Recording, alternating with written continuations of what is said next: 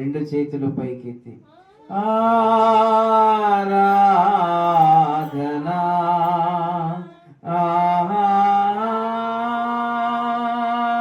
ఆరాధనా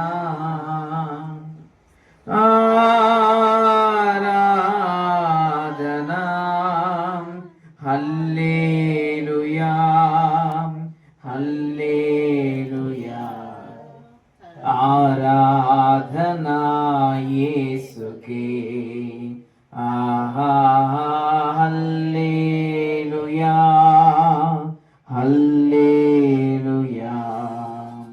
ఆరాధనా యేసుకే. తండ్రి మీకు వందనములు స్తోత్రములు మీకే నాయన. ఆరాధన ఆరాధన ఆరాధన స్తుతి ఆరాధనలు మీకే రక్షక. మీకు స్తోత్రం.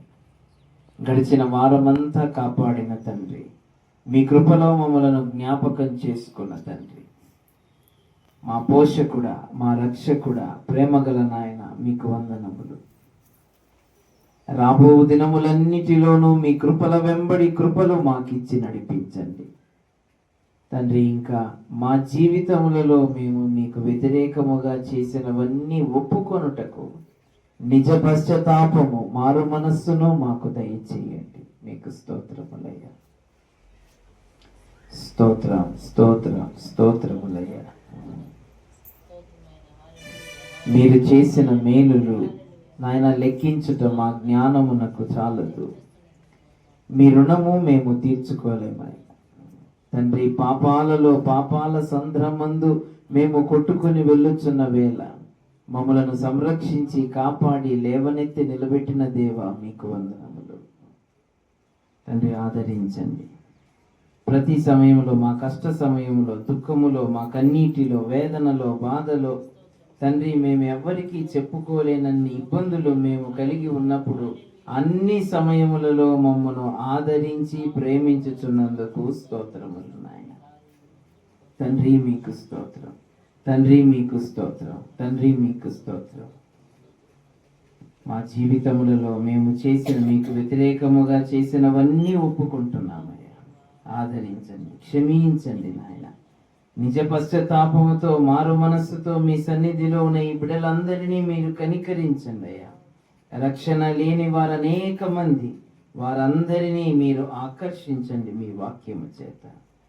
మా స్తుతులన్నీ మీకే సమర్పించచ్చు. మీ కృపలు మాకిచ్చినందుకు, మీ సహాయము, మీ క్షేమము తండ్రి, క్షమాపణతో మమ్మల్ని దర్శించినందుకు మీకు స్తుతులు చెల్లిస్తూ, ఈ మా ప్రార్థనలు మీరు విని జవాబిచ్చినందుకు మీకు వందనములు చెల్లిస్తూ యేసు నామమున ప్రార్థించి పొంది ఉన్నాము తండ్రి. ఆమేన్, ఆమేన్. 14వ వచనం వరకు ఎవరైనా ఒకరు చదివి వినిపించాలని ఆహ్వానిస్తున్నారు. పరిశుద్ధుడైన యోహాను రాసిన సువార్త 4వ అధ్యాయము 5వ వచనం నుండి 14వ వచనం వరకు.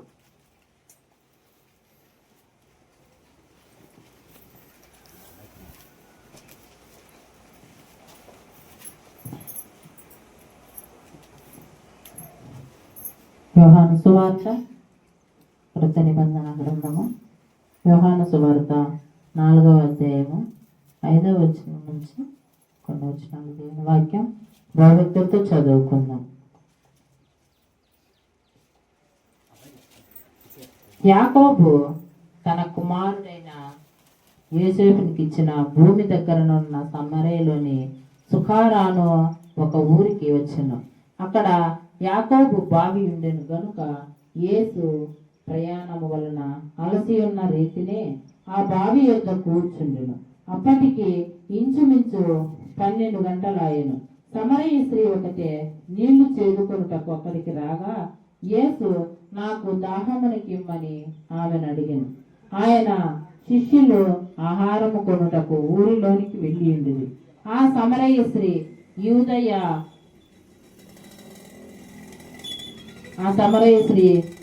యూదుడవైన నీవు సమరయ స్త్రీనైన నన్ను దాహమునకిమ్మని ఎలాగడుగుచున్నావని ఆయనతో చెప్పాను.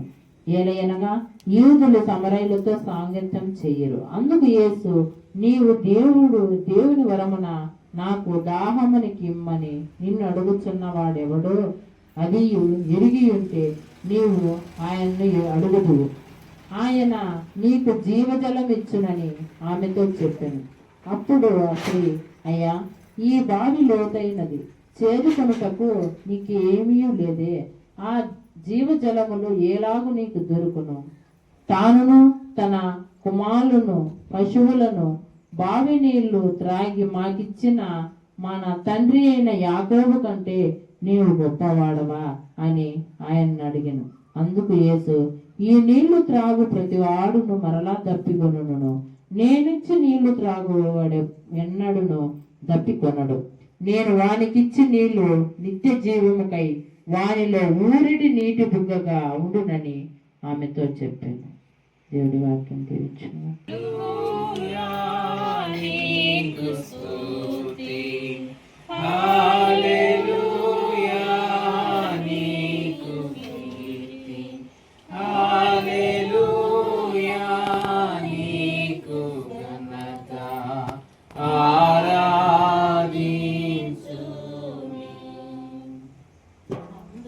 దేవు నామమునకు మహిమ. హల్లెలూయా, హల్లెలూయా. ఒక పాట యేసయ్య నామమున.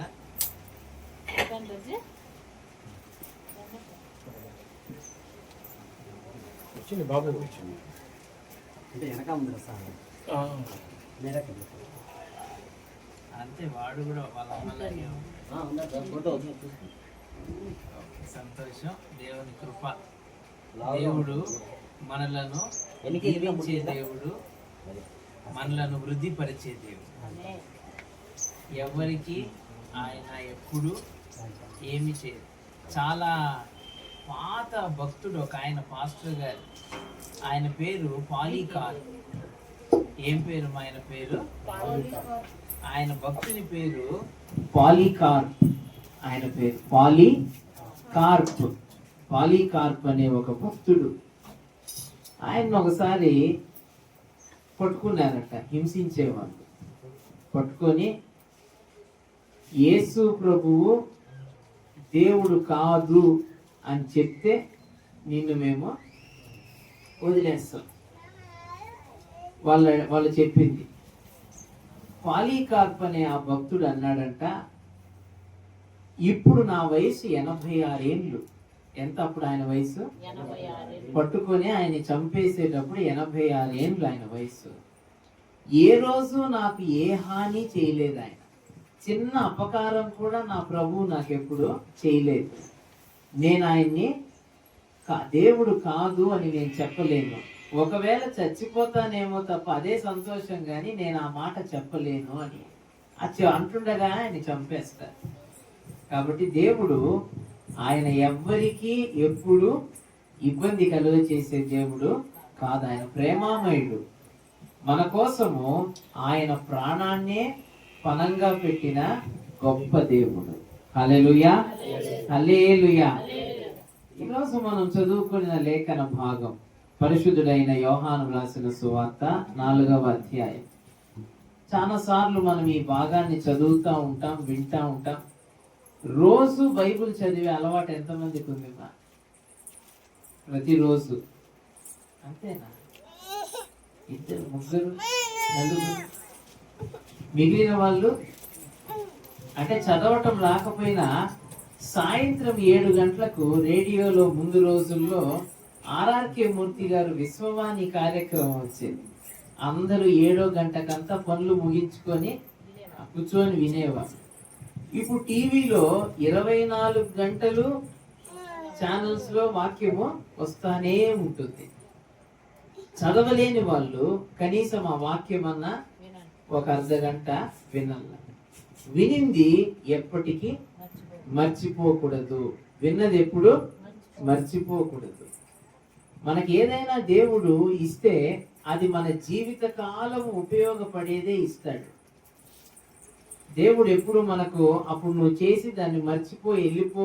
దేవుని వాక్యము మనకే కాదు, రాబోయే తరతరాలందరి అన్ని తరాలకు మరలా ఆయన రాకడ పర్యంతము వరకు ఆ వాక్యము నిలిచి ఉండును, ఎందుకంటే ఆ వాక్యమే దేవుడై ఉన్నాడు కాబట్టి. హల్లెలూయా. వాక్యమే దేవుడు. ఈరోజు మనం చదువుకునే లేఖన భాగంలో ఏమి జరిగిందనే సంఘటన మనము చూసి కొన్ని విషయాలు నేర్చుకొని మనం ముగించుకుందాం. యేసు ప్రభుల వారు, నేను ప్రతి వారం మీకు చెప్తా ఉంటాను, ఆయన ఈ భూమి మీద ఎన్ని సంవత్సరాలు జీవించారు? 33.5 సంవత్సరాలు. ఎన్ని సంవత్సరాలు? 33.5 సంవత్సరాలు ఈ భూమి మీద జీవించారు. ఆయన బెత్లెహేము అనే ఒక చిన్న గ్రామంలో, ఆయన ఇశ్రాయేలు దేశంలో జన్మించారు. ఆయన జన్మించిన ఎప్పుడైనా దేవుడే ఈ లోకానికి దిగి వచ్చిన సాతాను యొక్క ప్రభావము, ఆటంకాలు ఆయనకు కూడా ఏం తప్పలే. మరి సాతానుకి ఎందుకు అంత ప్రభావం ఎందుకు వచ్చింది? దేవుణ్ణి చూస్తే సైతాను భయపడి వెళ్ళిపోవాలి కదా. దేవుడు దానిని ఈ భూమి మీదికి తోసేశాడు. పరలోకములో చాలా ఎక్కువ గలాట చేసి దేవుని సింహాసనములో కూర్చోవాలని ఆశపడినాడు సాతానుడు. ఎక్కడ కూర్చోవాలని? అంటే నేను దేవుణ్ణి అవ్వాల, నీతో సమానంగా ఉండాలనుకుని గర్వపడిన సాతానుని దేవుడు ఈ భూమిలోకి తోసేసినాడు, భూమి మీదికి. ఇక్కడ దానికి అధికారం ఇవ్వబడింది. ఉండు. మరి అధికారం ఇవ్వబడింది కాబట్టి దాని అధికార పరిధిలో దేవుడు కూడా ఇప్పుడు ఒక నరావతారిగా, మనిషిగా, మనుషులందరి పాపాలు ఆయన మీద వేసుకొని దానికి మూల్యం చెల్లించటానికి ఇప్పుడు మనిషిగా పుట్టాడు అందరిలాగే. మరి ఈ భూమి మీద అధికారం ఎవరికి ఇవ్వబడింది? సాతానుకు. కాబట్టి ఆ అధికారముతో దేవుణ్ణి కూడా దేవుని కార్యాన్ని ఆటంకపరిచేదానికి ప్రయత్నం చేశాడు. వెంటనే జ్ఞానులు, ఎక్కడో తూర్పు దేశపు జ్ఞానులు బయలుదేరినారు. ఆకాశంలో నక్షత్రాన్ని చూసి వాళ్ళు బయలుదేరి ప్రయాణం చేసి ఇప్పటికి యేసు ప్రభు పుట్టి 2 ఏళ్ళు అయిపోయింది దగ్గర. వీళ్ళిప్పుడు ఇజ్రాయేలు దేశం, ఆ నక్షత్రం వారికి దారి చూపిస్తా వచ్చింది. నక్షత్రము యెరూషలేము మీదికి వచ్చి ఆగింది. యెరూషలేము మీదికి వచ్చి నక్షత్రం ఆగుతానే వీళ్ళకు తొందర ఎక్కువ కదా. ఓహో, ఈ ఊరి మీద ఆగిందంటే ఈ ఊర్లో రాజు ఎవరు, ఏడుంటాడంటే హేరోదు. హేరోదు ఎక్కడ ఉంటాడంటే హేరోదు బంగ్లాలో, అంతఃపురంలో. వెంటనే వెళ్ళిపోయాను. ఇట్లా తూర్పు దేశపు నుండి జ్ఞానులు వచ్చినారయ్యా నిన్ను పిలిచండి. జయము, మేము తూర్పు దిక్కున నక్షత్రాన్ని చూసి వచ్చినాము, మేము ఆ రాజును దర్శించేదానికి వచ్చినాము. నీకు కొడుకులు ఎవరున్నా? నాకెవరు కొడుకులు, నాకెవరు పుట్టలేదే. ఇదేంది ఇప్పుడు హేరోదు వయస్సు దరిదాపుగా 60-70 ఏళ్ళ వయసు అప్పుడు ఆయనకు. నాకు ఏం మాట్లాడుతూ, ఎవరు ఆ రాజు? మీరు చెప్తున్న రాజు అంటే, ఇదో నక్షత్రం మాకు దారి చూపిస్తే వచ్చినాము, ఇక్కడే, మరి మాకు తెలియదు అంటే ఆలోచించి వెంటనే అన్నాడు, మీరు పోయి అడ్రస్ కనుక్కొని నాకు చెప్పండి, నేను పోయి ఆ గొప్ప రాజుని దర్శించుకుంటాను, పోయిరా పోండి అన్నాడు. వెళ్ళిపోయిన వాళ్ళు మళ్ళీ పోతే నక్షత్రం ఇంకా కదులుతా ఉంది. ఒరే మనం సరిగా చూసుకోకుండా నక్షత్రాన్ని ఆగిపోయినాము. ఇంకా కదిలిపోయి ఇంకా కొంచెము క్రిందికి పోయి బెత్లెహేములో ఆగింది. వారు ఆ ఇంటిలోనికి వెళ్ళి సాష్టాంగపడి వారి పెట్టెలను విప్పి కానుకలన్నీ ఆడ పెట్టినారు. ఊరంతా ఆ రోజు అదిరిపోయి ఉంటారు కదని, ఆశ్చర్యపడి ఉంటారు. ఈ చిన్న అబ్బాయి రాజా, వీళ్ళకు పుట్టిన ఈ కొడుకు ఈ ఊర్లోనే పుట్టినాడు కదా, మనందరికి తెలిసే.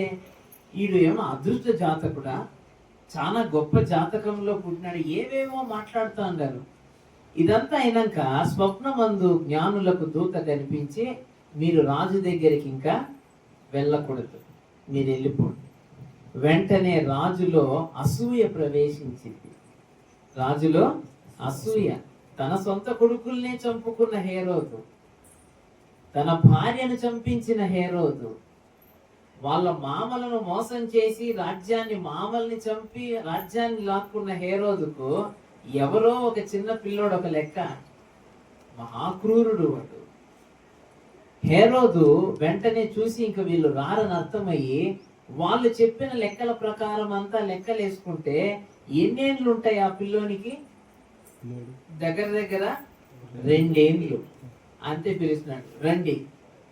ఈ చుట్టుపక్కల గ్రామాలలో ఉన్న 2 ఏళ్ళు నిండని బిడ్డలందరినీ సాతాను అసూయ అనే అస్త్రముతో హేరోదు ద్వారా విజృంభించాడు. సాతానుకు నువ్వు పోయి ఎక్కడుంది సాతాన్ అని వెతుక్కొని పోయి, రా మా ఇంటికి రా, మేము యేసు ప్రభు మాట ఇంక వినము, నీ మాటే వింటాము అని నువ్వేం చెప్పనవసరం లేదు. ఒక చిన్న అసూయ, ఒక చిన్న అబద్ధము, ఒక చిన్న మోసం, ఒక చిన్న ద్వేషం సాతాను అదే పట్టుకొని వస్తుంది నీ ఇంటి దగ్గరికి. జాగ్రత్త, లోకాన్ని ఎవ్వరూ అనుసరించద్దు, దానికి ఆకర్షణ అవ్వద్దు.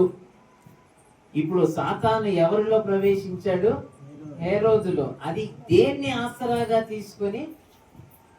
అసూయను అనే తలుపు గుండా దూరాడు. ఇప్పుడు హేరోదు, ఇంకొక రాజు పుట్టినాడు అంటే ఎవరికి ఇబ్బంది అవుతుంది? హేరోదుకు, నన్ను తీసేసి వాడు రాజు అవుతాడు, లేదా లేదా రేపు నా కొడుకులకు అడ్డవుతాడు ఆ పిల్లోడు. కాబట్టి ఏం చేయాల? ఇప్పుడు అసూయతో హేరోదును రెచ్చగొట్టాడు.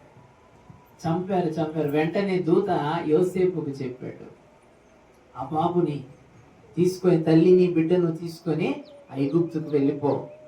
ఐగుప్తు 40 రోజుల ప్రయాణం బెత్లెహేము నుండి. ఎన్ని రోజులు? 40 రాత్రి పగళ్ళు ప్రయాణమై బిడ్డను తల్లిని పట్టుకొని వెళ్ళిపోయాడు. మళ్ళీ అక్కడ నుండి నజరేతుకు వెళ్ళి, నజరేతులో సొంత ఊర్లో యేసయ్య పెరిగి ఆయన పెద్దవాడయ్యాడు. చరిత్ర మనకు పూర్తిగా బైబిల్లో లేదు, కానీ కొన్ని వివరాలు మనకేం చెప్తాయంటే, యేసయ్యకు 19 ఏళ్ళు 20 ఏళ్ల వయసు ఉన్నప్పుడే యోసేపు చనిపోయాడని, చనిపోయిన తర్వాత తల్లి, తమ్ముళ్ళు, చెల్లెళ్ళు ఉన్నారేమో తెలియదు, తమ్ముళ్ళ గురించి బైబిల్లో ప్రస్తావన ఉంది. వాళ్ళందరినీ పోషించటానికి యేసయ్య ఇంటి బాధ్యతలు తీసుకొని ఉంటారు. యోసేపు ఏం పని చేసేవాడు? వడ్రంగి. బైబిల్లో ఉంది. ఈ యేసు ఆ వడ్రంగి వాడైన యోసేపు కుమారుడు కాడా? మనకు తెలియదా? అబ్బా, ఇప్పుడు ఏదో పెద్ద నీతులు చెప్తే మనం వినేయల్లా? బైబిల్లో ఉంది. వడ్రంగి కుమారుడు కదా ఆ యోసేపు కొడుకు యేసు. మనకు తెలియదా? ఏది వచ్చి మనకు గొప్పగా ఏదో పరలోకం నుండి నేను దిగి వచ్చాను, నా తండ్రి పరలోకమందు ఉన్నాడు, నా తండ్రి చిత్తం నెరవేర్చుటకు వచ్చానని ఏదో పిచ్చిపట్టినట్లుంది అని తిట్టినారు యేసయ్య 30 ఏళ్ల వరకు యూదుల ధర్మశాస్త్రం ప్రకారము మనకు భారతదేశంలో అనుకోండి, మేజర్ అవ్వాలంటే ఎంత వయసు ఉండాలమ్మా? 18 ఏళ్ళు నిండిన వాళ్ళను మేజర్లు అంటారు. అంటే వాళ్ళకు ఓటు హక్కు వస్తుంది. అలాగే యూదుల ధర్మశాస్త్రం ప్రకారము ఒక ఇంట్లో కుమారుడు స్వతంత్రుడు కావాలి, తండ్రికి తల్లిని అడగకుండా ఒక నిర్ణయం తీసుకోవాలి తన సొంతంగా అనుకుంటే అతనికి 30 ఏళ్ళు నిండి ఉండాలి. ఎన్నేళ్ళు? ఇప్పుడు యేసయ్యకు 30 ఏళ్ళు పూర్తయ్యాయి. అమ్మకు చెప్పాడు, అమ్మా నా సమయం ఇంకా వచ్చింది, నేను ఇంకా సేవకు వెళ్ళిపోతున్నాను. తమ్ముళ్ళంతా పెద్దోళ్ళైన వాళ్ళ ఇంటి బాధ్యతలు తీసుకుంటారు. యేసయ్య తన పరిచర్యను ప్రారంభించి బయలుదేరినాడు. ఆయన రాత్రి పగళ్ళు తిరిగి సేవ చేసేవాడు. రాత్రి పగలు ప్రార్థనలు, శిష్యులకు చెప్పటం, బోధించటం. ఆయన తన సమయం వచ్చినప్పుడు సిలువ వేయబడి మరణించి తిరిగి లేచి పరలోకమునకు వెళ్ళిపోవాలి. ఆ తర్వాత ఎవరు సేవను కొనసాగిస్తారు? శిష్యులు. కాబట్టి శిష్యులకు అన్ని విషయాలు వివరంగా తెలియచేయాలి. వాళ్ళని ఎవరైనా అడిగినప్పుడు వాళ్ళకు వివరంగా చెప్పడానికి శిష్యులకు మొదట తెలియాలి. కాబట్టి రాత్రులు శిష్యులను కూర్చోపెట్టుకొని అన్ని వివరించేవాడు. సమయమే ఉండేది కాదు. ఒకరోజు మధ్యాహ్న వేళ ఆయన సమరయ గ్రామము సుకారు అనే ఒక గ్రామానికి వెళ్ళాడు. ఇంకా ఊరి బయట కూర్చుంటే అక్కడ యాకోబు తన కుమారుడైన యోసేపుకి ఇచ్చిన బావి ఉంది. అది లోతైన బావి. ఆ బావి దగ్గర యేసయ్య కూర్చొని ఉన్నాడు. శిష్యులను ఊర్లోకి పంపించినాడు. మధ్యాహ్నం అయ్యింది. మనము ఏమన్నా తినాల, శక్తి కావాల కదా శరీరానికి, పోయి తీసుకోరా అప్పుడు నాయన. శిష్యులు ఊర్లోకి పోయినారు కొనుక్కొని వచ్చేదానికి. ఈలోపు ఎవ్వరూ లేని సమయములో నీళ్లు చేదుకునేదానికి బావి దగ్గరికి ఒక స్త్రీ వచ్చింది. ఎందుకు ఆమె అందరూ ఉన్నప్పుడు రాదంటే, అందరూ తిడతారు ఆమెను. తెచ్చే ఊర్లో అందరి కుటుంబాలను నాశనం చేసేది.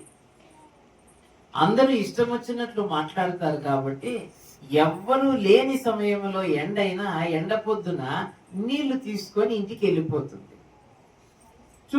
చూసే ఉంటుంది, మనకు వివరణ లేదు. ఎవరో ఆయన యూదుడు లాగా ఉన్నారు. ఇక్కడ మళ్ళీ ఇంకొక వివరణ తీసుకోవాల.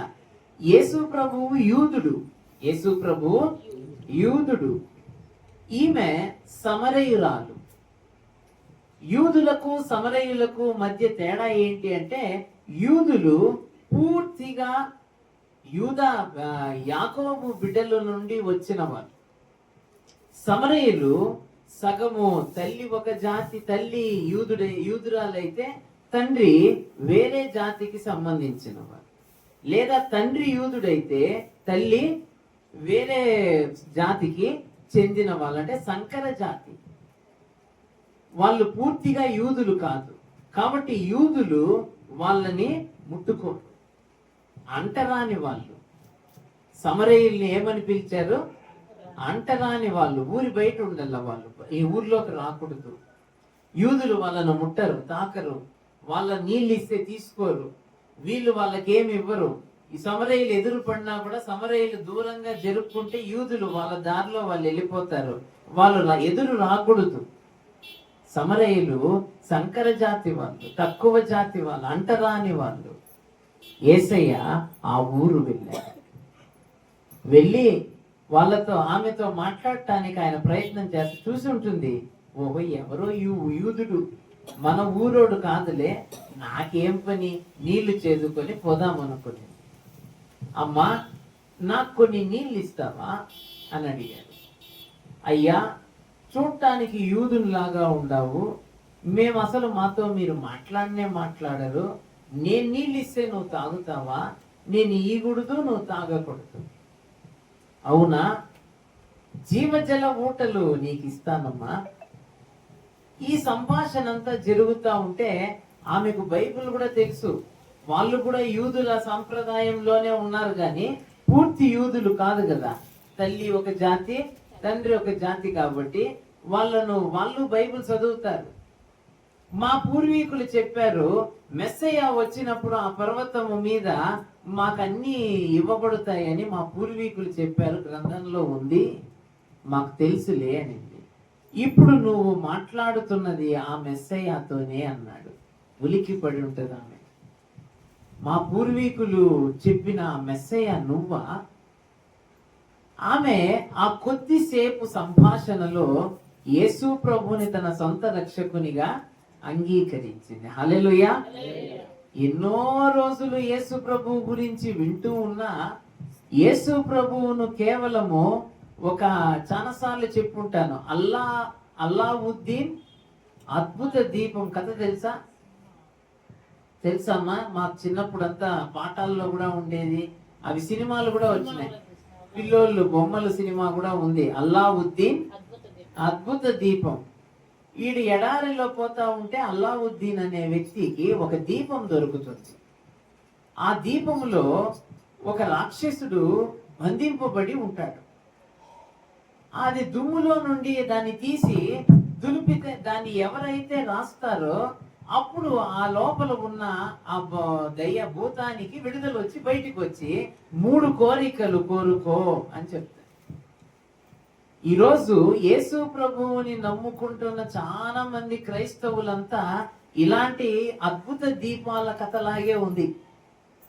అవసరమైనప్పుడు బైబిల్ ఏం చేస్తారు, దుమ్మంతా దులిపి హల్లెలూయా అని అరుచుకుంటా పరిగెత్తంటారు గుడికి. దేనికోసం? 3 కోరికలు. 1, నేను బాగుండల్లా, నాకు డబ్బులు కావాలా, నా ఎదురింటోళ్ళు చచ్చిపోవాలా, అంతే 3 కోరికలు. నన్ను ఎవరన్నా ఏమన్నా అంటే వాళ్ళు నాశనం అయిపోవాల, నేను బాగుండాల. యేసు ప్రభువుని ఇలాంటి అద్భుత దీపములాగా 3 కోరికలు తీర్చే వారిలాగా, అంటే నేను పోల్చటం లేదు, ఐఎమ్ సారీ, నేను అలాగా ఏమంటాము మీకు అర్థం అవటానికి చెప్తున్నాను. అందులో వీడియో కూడా తీస్తున్నారు, మళ్ళీ అది ఎక్కడన్నా పోయిందంటే ఇంకా మొత్తం ఏమంటాము సోషల్ మీడియా అంతా నేనే ఉంటాను. యేసు ప్రభువుని వీడెవడో ఇష్టం వచ్చినట్లు మాట్లాడతాను కదండి. అద్భుత దీపాలలాగా బైబిల్ని చూడొద్దు. ఆయన గొప్ప దేవుడు, ఆయన దేవుడు, అనంత శక్తిమంతుడు, ఈ విశ్వమును సృష్టించిన విశ్వపతి. విశ్వపతి ఆయన ఏమన్నాం తెలుగులో? విశ్వపతి అంటే ఈ సృష్టికి తండ్రి, సృష్టిని సృష్టించిన సృష్టికర్త విశ్వపతి. ఆయన్ని మనం ఎవరితో పోల్చలేం. కానీ ఈరోజు క్రైస్తవులు అనాలోచితంగా, బుద్ధిహీనంగా చాలా మంది ఇలాగే అవసరమైనప్పుడు పరిగెత్తటం చర్చికి, కోరికలు కోరుకోవటం, కోరికలు తీరిపోగానే వదిలేయటం. కానీ కొద్ది సమయము మాత్రమే యేసయ్యతో సంభాషించిన ఈ సమరయ స్త్రీ యేసయ్యను తన సొంత రక్షకునిగా అంగీకరించింది. హల్లెలూయా. యేసయ్య మాటలలోని మృదువత్వం, ఆయన మాటలలోనే వ్యక్తపరిచిన గొప్ప ప్రేమ, ఎవ్వరు ఎప్పుడు ఆమె ఎడల చూపని గొప్ప కనికరం, అసహించుకొనబడిన ఆ స్త్రీ, అందరి దగ్గర ఎవరి వైపు ఆమె చూచినా వారి కళ్ళల్లో ఈమె మీద కోపమే తప్ప ఎవరికి జాలి కనికరము కనిపించలేదు. మొదటిసారి ఈ స్త్రీ యేసయ్య కళ్ళల్లో కళ్ళు పెట్టి చూచినప్పుడు గొప్ప కనికరాన్ని కనుగొనింది. ఈ గొప్ప ప్రేమ నేను ఎప్పుడూ చూడలేదే అనుకుంది. చివరిగా ఆమె మనస్సులో ప్రేమ లేని బాధను, ఆమె అనుభవిస్తున్న బాధను చూచిన యేసయ్య చివరిగా ఆమె ఎవరి కోసం ఎదురు చూస్తుందో, ఆ పర్వతము మీద మెస్సయ్య వచ్చినప్పుడు మాకన్నీ చెప్తాడు. ఆ మెస్సయ్య ఇప్పుడు నువ్వు మాట్లాడుతున్నది ఆ మెస్సయ్యతో. నువ్వే నా మెస్సయ్య, నేనేమ్మా. ఆమె నమ్మింది నిజంగా. ఎందుకంటే యేసయ్య కళ్ళలో ఆమె ఎడల కనికరము, ప్రేమ ఆమెకు స్పష్టంగా కనిపిస్తున్నాయి. ఎప్పుడన్నా చూచావా? యేసయ్య కళ్ళల్లోకి నువ్వు చూడగలిగావా? ఆలోచించాలి. అలాంటి సంఘటనలు బైబిల్లో ఉన్నాయి. ఇలాంటి సంఘటనలు జక్కయ్య యేసు ప్రభువుని చూడాలనుకున్నాడు. ఎరికోలో నుండి ఆయన ప్రయాణమై ఎక్కడికి వెళ్తున్నాడు? యేసు ప్రభు యెరూషలేముకు వెళ్తున్నాడు. యెరూషలేముకు వెళ్ళాక ఏం జరుగుతుంది? శిలువ మరణం. శిలువకు వెళ్ళక ముందు జరిగిన ఈ ప్రయాణములో జక్కయ్య యేసు ప్రభువుని చూడాలనుకున్నాడు. ఎందుకు చూడాలనుకున్నాడు? చాలాసార్లు చెప్పుంటాను మీకు. కనపడలే. ఎందుకు? అసలు చెట్టు ఎక్కినాడా, మిద్దె ఎక్కినాడా తర్వాత సంగతి, పుట్టుడు తర్వాత. ఎందుకు చూడాలనుకున్నాడు? మీ అభిమాన నాయకుడు వస్తే మీరంతా పరిగెత్తుకొని పోయి చూడాలనుకుంటారు, చెయ్యి ఊపుతారు. ఆయపై ఆడ చెయ్యి ఊపుకున్నా మీరేమంటారు? నన్నే చూసి చెయ్యి ఊపింది. నేను ఆడ మాట్లాడింటి ముందుసారి వచ్చినప్పుడు ఎవడు మాట్లాడి మనల్ని అసలు కేరళ చేస్తారా? ఎందుకు పోయినారు అక్కడికి? చూసి ఎందుకు చూడాలని ఎందుకు అనిపించింది? ఇక్కడ మీ నాయకుడిని, పదవులు, ఇంకా మీకెందుకు వెళ్ళాలనిపించింది? అభిమానం, అభిమాన నాయకుడు మీకెందుకు ఇష్టమైంది? అభిమానం. ఇప్పుడు జక్కయ్య ఎందుకు యేసు ప్రభువును చూడాలనుకుంటున్నాడు? అభిమానానికి కారణం ఉంటుంది కదా. మీకేమో అభిమాన నాయకుడు పథకాలు ఇచ్చినాడు కాబట్టి, అమ్మఒడి వచ్చిందమ్మా కాబట్టి చూడాలనుకుంటాడు. అవునా కాదా? జక్కయ్యకు ఎందుకు చూడాలనుకున్నాడు? సుంకరులు ఆ రోజుల్లో డబ్బు వసూలు చేసి రోమా ప్రభుత్వానికి కట్టేవాళ్ళు. వాళ్ళు మున్సిపాలిటీలో మనకి ఇప్పుడు ట్యాక్సులు, పంచాయతీలో ట్యాక్సులు కట్టే ఉంటారు కదా విఆర్ఓలు, వీళ్ళేం చేసే వాళ్ళంటే ఒకవేళ రూపాయి వసూలు చేయండి ఒక్కొరి దగ్గర అంటే వీళ్ళు 2 రూపాయలు 3 రూపాయలు వసూలు చేసి రూపాయి అక్కడ కట్టి 2 రూపాయలు వీళ్ళు తినేసేవాళ్ళు. వీళ్ళు పరమ దుర్మార్గులు. వీళ్ళని చూస్తే ప్రజలకు అసహ్యం. కానీ మళ్ళీ రేపు ఎక్కడ ఎక్కువ పన్ను వేస్తాడో అని నమస్తే సార్ బాండావా అని వెనక కోప్పడిన ముందు నమస్కారాలు పెట్టేవాళ్ళు. భయం పన్నులు ఎవరు ఇష్టపడరు, వాళ్ళని ఇళ్లలోకి రానివ్వరు, మాట్లాడరు. వాళ్ళని భయంకరమైన పాపులని పిలిచే అసహించుకునే వాళ్ళలో నుండి ఒకడిని యేసయ్య తన 12 మంది శిష్యవర్గములో ఒక్కరిని చేర్చుకున్నాడు. హల్లెలూయా. మత్తయి సుంకపు మెట్టు దగ్గర కూర్చుని సుంకము వసూలు చేసుకుంటున్న మత్తయి దగ్గరికి వెళ్ళి, మత్తయి నన్ను వెంబడిస్తావా అంటే తన సుంకము పెట్టెను విడిచిపెట్టి మత్తయి యేసుని వెంబడించెను. హల్లెలూయా. అంటే అలాంటి అసహించుకోబడే ప్రజలను కూడా చేర్చుకున్న ఈ గొప్ప మనిషి ఎవరో ఒక్కసారి నేను చూడాలనుకున్నాడు. నేను చెట్టు ఎక్కుదాం, చెట్టు ఎక్కి పైన కూర్చున్నాడు. అది సికమోర్. ఏం చెట్టు అది? మేడి చెట్టు అని తెలుగులో అన్నారు, కానీ అది మేడి చెట్టు కాదు. మేడి చెట్టు లాంటి పోలికలో ఉన్న చెట్టు. మనకు ఈ ప్రాంతంలో అది ఉండదు కాబట్టి ప్రజలకు దాని పోలిక చెప్పటానికి తెలుగులోకి బైబిల్ అనువదించినప్పుడు పోలిక ఉన్న చెట్టు మేడి చెట్టు అని తర్జుమా చేశారు. సికమోర్. ఏం చెట్టు అది? సికమోర్.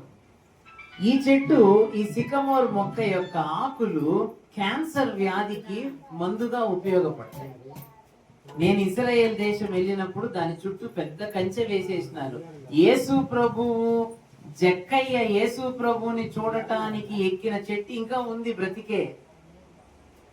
ఆ చెట్టు చుట్టూ కంచె వేసి తాకని. ఎందుకంటే ప్రజలంతా గోకి అమ్మ జక్కయ్య ఎక్కిన చెట్టు, యేసు ప్రభు కూర్చున్న చెట్టు అని గోకి దాన్ని చంపేస్తారని కంచె వేసి పెట్టినారు. నేను చాలా ప్రయత్నిస్తే గోకుదామని కానీ ఏం నాకు అందలేదు. ఓకే, జక్కయ్య చెట్టుకి చూస్తా అంటే యేసు ప్రభు పెద్ద గుంపు, చాలా ప్రజలు, ఎవరు తాకినా స్వస్థత వచ్చేస్తాంది. ఎవరు ఆయన పో స్వస్థపడు పో అంటే ఆడాడ స్వస్థతలు అయిపోతాండయి. ప్రజలు గుంపులు రోగాలతో ప్రజలు పరిగెడతా ఉండారు ఆయన వెనుక. ఆగినాడు.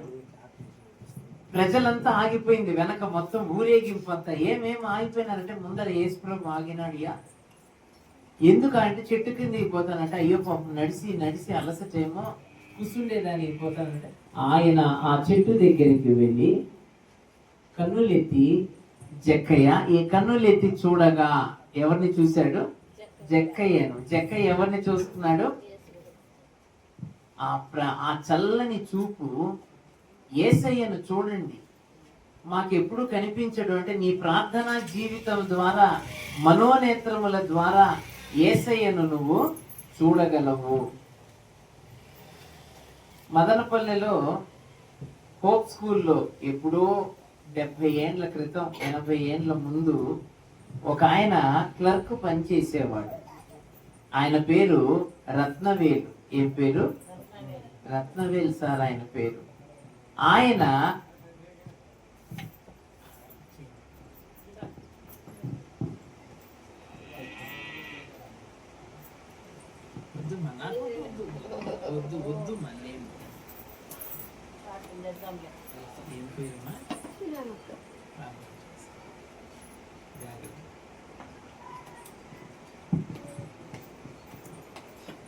రత్నవేల్ సార్. ఏం పేరు?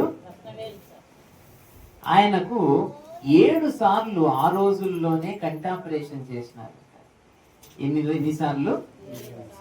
అది 7 సార్లు కంటాపరేషన్ చేసింది. ఇక్కడ అక్కడ కాదు, వెల్లూరులో.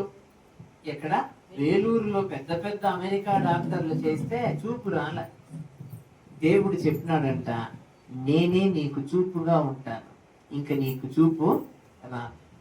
ఆయన ఒక చిన్న పుస్తకం రాశాడు, గ్రుడ్డివాడనై ప్రభువును చూచి తిని. హల్లెలూయా. గ్రుడ్డివాడనై ప్రభువుని చూచి తిని. కళ్ళుండి మనం చూడలేము. ఆయన తన పుస్తకం రాసుకున్నాడు, గ్రుడ్డివాడనై ప్రభువుని చూచితిని. చక్కగా ఆయన ఎన్నోసార్లు దర్శనం అంటే ప్రభువును చూడలేము అనుకునే వాళ్ళకి ఈ విషయం చెప్తాను. ప్రభు దర్శనం మనకు దొరుకుతుంది. అప్పుడు ఆయనను చూడండి. ఆయన చల్లని చూపు నీ మీద ప్రసరించినప్పుడు నీలో గొప్ప మార్పు. జక్కయ్య అప్పటి వరకు ఒక భయంకరమైన వ్యక్తి, డబ్బు పిచాచి, డబ్బు ఆశతో నింపబడిన మనస్సు, డబ్బే తన ప్రపంచం. యేసయ్య కన్నులెత్తి చూడగా జక్కయ్య కూడా యేసు ప్రభువుని చూచినప్పుడు, జక్కయ్య ఇద్దరు చూపులు కలిసినప్పుడు మార్పు జక్కయ్య హృదయంలో. నేడు నీ ఇంటికి రక్షణ వచ్చి ఉన్నది. ఈయన కూడా అబ్రహాము కుమారుడే. అంత పెద్ద ప్రయాణములో యేసయ్య ఆగిపోయి, జక్కయ్య ఇంటికి రా, జక్కయ్య మీ ఇంటికి పోదామంటే, ప్రభువా నేను ఏమి ఇల్లు ఊడ్సలా, ఏమి చేయలా, ఎట్లా, అవన్నీ ఎందుకయ్యా, పద నేడు నీ ఇంటికి రక్షణ వచ్చి ఉన్నది. హల్లెలూయా. నేడు నీ ఇంటికి రక్షణ వచ్చి ఉన్నది. వెంటనే జక్కయ్యతో వెళ్ళిపోయాడు. ప్రభు ఇంటికి పోయి వాళ్ళ ఇంట్లో ఉన్నది తిని ప్రార్థన చేసి మళ్ళీ ముందుకు ప్రయాణం. ఇక్కడ సమరయ స్త్రీని కూడా ఆయన చూస్తున్నప్పుడు ఆమె హృదయంలో గొప్ప మార్పు. ఆ మెస్సయ్య నువ్వేనా ప్రభువా?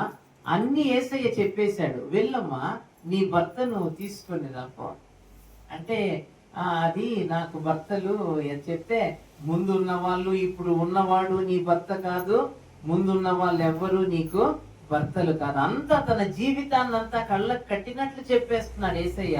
నువ్వు మెస్సయ్యావే, నన్ను క్షమిస్తావా, నన్ను నువ్వు ప్రేమిస్తావా, ఇతరులలాగా నన్ను అసహించుకోవు కదా, నేను ఎప్పుడు చేయను, నేను ఇప్పుడే వస్తాను. అప్పటి వరకు ప్రజలకు భయపడిన ఈ సమరయ స్త్రీ ఒక్కసారిగా ధైర్యము తన హృదయం అంతా నింపబడింది. ఊర్లోకి పరిగెత్తుకొని పోయింది. ఎదురు పడితే ప్రజలు కోప్పడతారనే భయం ఇంకా లేదా మీకు? పరిగెత్తుకొని వెళ్ళి, నేను మెస్సయ్యను కనుగొన్నాను, మనందరం ఎదురు చూస్తున్న మెస్సయ్య బావి దగ్గర ఉన్నాడు, వస్తారా అంటే, ప్రజలు గుంపులు గుంపులు ఈ సమరయ స్త్రీ, తప్పుడు స్త్రీ, ఆమెను సమాజంలో వ్యభిచారి అని పిలిచే ప్రజలు ఆమె మాట నమ్మి పరిగెత్తుకొని వస్తున్నారు యేసయ్యను చూడటానికి. యేసయ్యతో మనము సంభాషించిన తరువాత, ప్రార్థన సంభాషణ తరువాత మనము విలువైన వ్యక్తులుగా మారిపోతాం. హల్లెలూయా. విలువ లేని సమరయ స్త్రీ ఇప్పుడు అందరూ ఆమె మాట నమ్మేటట్లు మారిపోయింది. పరిగెత్తుకొని వస్తున్నారు గుంపులు గుంపులు. యేసయ్య అన్నాడు, అదో చూడండి, కోత విస్తారముగా ఉన్నది, పనివారు కొద్ది మంది. ఎంతమంది వస్తున్నారు చూడండి అయ్యా. వీళ్ళు అనుకున్నారు శిష్యులు, అమ్మయ్యా ఈరోజు ఏం మీటింగ్ లేదులే, హాయిగా ఈ చెట్ల కింద పండుకొని నిద్రపోదాము, రోజు ఏదో ఒక మీటింగే అని. ఈయన ఆల్రెడీ కబురు పెట్టేసినాడు, వీళ్ళకి తెలియదు. గుంపులు గుంపులు పరిగెత్తుకొని వస్తాంటారు వాక్యం వినటానికి. నీ జీవితంలో యేసయ్యతో ఇంకా సంభాషణ లేని ఎడల ఆ ప్రార్థన సంభాషణ మొదలుపెట్టు. ప్రార్థన ద్వారా ఆయన దివ్య దర్శనాన్ని నువ్వు పొందుకుంటావు. ఆయన చూపు నీపై పడినప్పుడు గొప్ప మార్పు నీ హృదయంలో కలుగుతుంది. ఆ మార్పు అనేకులను ఆయన దగ్గరికి నడిపిస్తుంది. ప్రేమ కలిగిన రక్షకుడు కదండి. ఎప్పుడు ఈ పాట నేను పాడుతానే ఉంటాను. తల్లి అయినా మరచు గాని నేను నిన్ను మరువను. అద్భుత ప్రేమ. ఎవ్వరు విడిచిపెట్టిన భార్య, భర్త, తల్లిదండ్రులు, కన్న బిడ్డలు, ఎవరు నువ్వు ప్రేమించిన వాళ్ళు నిన్ను వదిలి వెళ్ళిపోయినా ఎప్పుడూ నిన్ను విడువని దేవుడు యేసయ్య. ఆయన సిద్ధంగా ఉంటాడు చెయ్యి చాచి నిన్ను హత్తుకోవటానికి. మనమే వెళ్ళాం. తల్లి అయినా మరచుగాని నీవు నన్ను మరువవు. 9 నెలలు మోసి కనిన తల్లి కూడా, చిచ్చి నువ్వు నా కడుపున పుట్టకుంటే బాగుండేది, నిన్ను నేను ఇంకా ఒక మరీ విసిగిపోయిన తల్లి అంటుంది, ఇట్లా తయారైతావు అని ఇంటే పుట్టినప్పుడే అన్ని ఒడ్ల గింజలు నీ నోట్లో పోసి చంపేద్దునే. ఎవ్వరు అసహించుకోకపోయినా, ఎవరు అసహించుకున్నా తల్లి ఎప్పుడు ఆ తల్లికే కోపం వస్తుంది ఒక్కోసారి. కానీ ఆ తల్లి అసహించుకున్న యేసయ్య, తల్లి అయినా మరచుగాని నీవు నన్ను మరువవు. అద్భుత ప్రేమ ఇది, పాపములను బాపెను. ప్రేమ గల మా ప్రభువా, ప్రేమయ్యున్నావయా. ప్రేమ గల మా ప్రభువా, నీదు ప్రేమ నిత్యమైనది, నిజముగా రుజువాయెను. ఎక్కడ రుజువైందంటమ్మా? సిలువలో, గొల్గొతాలో. నేను ఏం భయపడదురా, నీకు కావాలంటే నా ప్రాణాన్ని అడ్డేస్తా, నా ప్రాణమే నా తలకాయడ పెట్టి నిన్ను కాపాడుతా అని చెప్పేవాళ్ళు ఎవ్వరూ ఇంతవరకు ఆ పని చేయలేదు. కానీ ఒకే ఒక వ్యక్తి చెప్పి ఆ ప్రాణాన్ని ఇచ్చేసిన ఒకే ఒక వ్యక్తి నజరేయుడైన నిక్కముగా రుజువాయెను. ప్రాణమిచ్చుట ద్వారనే ప్రేమ గల మా ప్రభువా, ప్రేమయ్యున్నావయా. ప్రేమ గల మా ప్రభువా. అలాంటి గొప్ప ప్రేమను ఇంకా ఎవరైనా చులకనగా చూస్తా ఉంటే, ఇదే రక్షణ దినము దేవుని బిడ్డలారా, సిలువను దగ్గరికి నీ వచ్చిన ఎడల సిలువలో వేలాడు యేసు నిన్ను ప్రేమించి క్షమించి నిన్ను హత్తుకుంటాడు. ఆ గొప్ప కృప, సమాధానము, క్షేమము మీకు తోడై ఉండును గాక. ఆమె ప్రార్థన. ప్రేమగల తండ్రి, మహోన్నతుడా, వినిన మీ వాక్యం మా జీవితాలలో ఫలింపచేయమని సమరయ స్త్రీని మార్చిన దేవా, సమరయ స్త్రీ చూస్తున్న గొప్ప ఆశతో చూస్తున్న ఆశను నెరవేర్చిన దేవా, మమ్ములను ఈరోజు దర్శించి మా ఆశలన్నీ తీర్చి మీ గొప్ప ప్రేమ చేత మమ్మను క్షమించి ఆదరించి నడిపించుమని యేసు నామమున ప్రార్థించుచున్నాను తండ్రి. ఆమేన్.